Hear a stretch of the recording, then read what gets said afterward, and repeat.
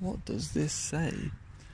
Wave farewell to worries all and trouble's heavy load.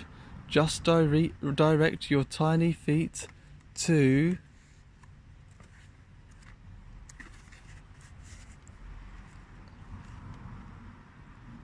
follow the yellow brick road. So we've got the Emerald City at the end of the yellow brick road. But on our way we've got the Netherlands, Aladdin's Laundry, the house that Jack built, Treasure Island, Mr. McGregor's garden, through the looking glass, the land of counterpane, the North Pole. Oh, you are here.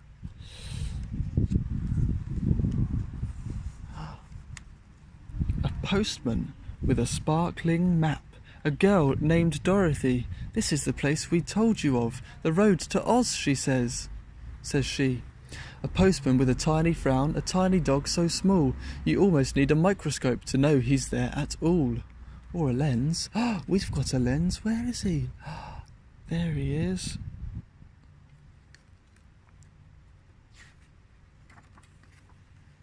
Meanwhile, a girl so hugely high you'd need a telescope to spy if she had washed her neck or ears above the tiny trees, appears. Alice, of course. It's only me, for goodness sake, all I did was eat a cake, then I shot up like a rocket. She has the hatter in her pocket. And now, almost the final scene, down in the clover, cool and green. The puzzled postman rubs his chin and wonders, how did this begin?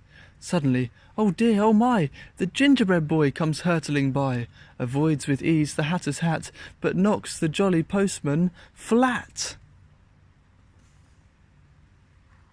Once upon a summer's morning, the jolly postman wakes up yawning, with a bandage round his head, and a crowd around his bed, and a dog curled up upon it, and a baby in a bonnet, a bottle and a spoon, 3 times daily, get well soon. And the nurse says, feeling better, look, the postman's brought a letter. Postwoman, actually. To the jolly postman. Somewhere over the rainbow. If the tyre had not been flat. What's this say, Rupert? Just suppose... Oh, it says, for the jolly postman, a bit of bedtime reading, get well soon from Dorothy and Alice. Oh, they've made this book. Just suppose if the tyre had not been flat, pancake flat, then the postman would have gone with a bike to ride upon, so much faster on his rounds that when the rattle hit the ground, oh, that sunlit summer's day, he'd have been a mile away, and in a quite different story, full of flying hooves and glory. Yes, the rattle would have missed him, and a princess would have kissed him, and a grateful king said, rise, serve jolly postman, take the prize. Half my kingdom and her hand, she's the fairest in the land. Then, throughout the population, there'd have been a celebration, with processions far and wide for the jolly groom and bride, and by, well, maybe, a jolly postman baby, with a royal bike and rattle of his own, and a throne. There he is. But that's not all. Before all this, before the baby bride or kiss, the giant rattle from the sky would still have dropped, oh dear, oh my, and clouted Robin Hood instead. Then he'd be bandaged up in bed with his merry men and Marion, who'd found him, sipping cups of tea around him. While elsewhere in the greenwood shades, the babes in the wood would be quite dismayed. No Robin Hood? What woe? What sorrow? They won't get rescued till tomorrow. Yes, if the tyre had not been flat, pancake flat, if that small amount of air had still been there, what a difference, what a change, all those lives to rearrange. How peculiar, how strange.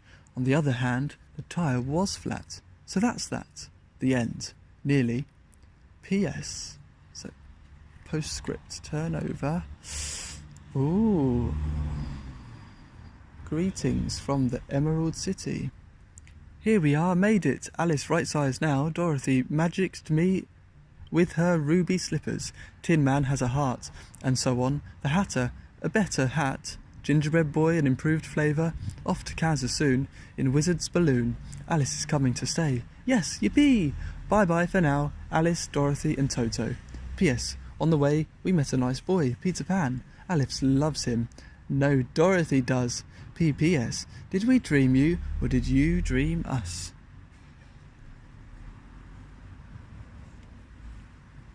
I think we're nearly at the end, Rupert. What does it say? The Jolly Postman reads his book. With once more a puzzled look. Eats his breakfast on a tray, gets up later in the day. Takes his medicine, takes a stroll, sees a gander, score a goal. Not joking. Eats his supper, cheese and bread, reads his book again in bed, snuggles down a cosy spot and starts to dream, or maybe not. Meanwhile, from a tremendous height, out in the dark and starry night, above the hills and under the sky, where warm winds blow and witches fly, head over heels and golden brown, a giant teddy tumbles down. The end. That was lovely, wasn't it, Rupert? Yeah.